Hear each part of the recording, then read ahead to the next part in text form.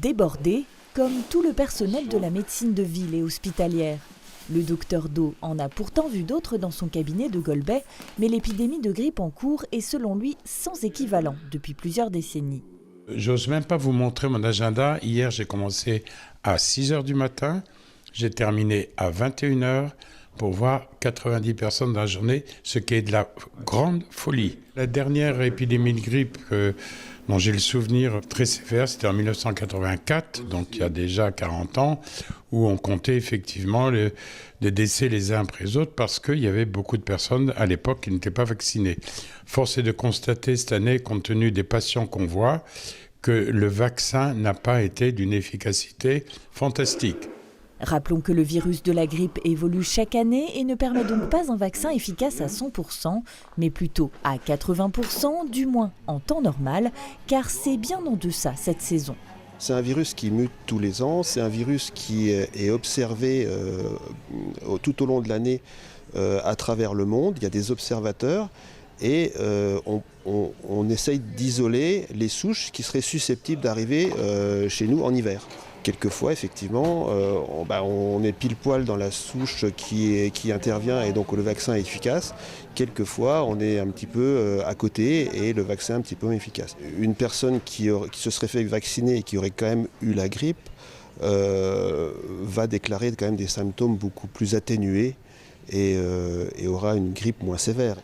Cette officine spinalienne a ainsi écoulé tout son stock de vaccins, soit plus de 350 injections, à destination en priorité des populations les plus fragiles, comme les personnes immunodéprimées, les personnes âgées ou encore les femmes enceintes. Une campagne de vaccination pourtant insuffisante au regard de l'engorgement des urgences hospitalières ces derniers jours. Ce lundi, les hôpitaux vosgiens d'Épinal, de Remiremont, de Vittel et de Neufchâteau ont ainsi déployé leur plan blanc. Un plan blanc nous permet d'arrêter une partie d'activité programmée et des consultations externes afin de pouvoir dégager un nombre de lits suffisant, mais aussi pour avoir du temps médical supplémentaire pour prendre en charge ces patients. Une réorganisation interne, en somme, le temps que l'épidémie se calme, appuyée par l'ARS qui organise également 2 fois par semaine une cellule territoriale en présence des principaux acteurs de la santé dans le département.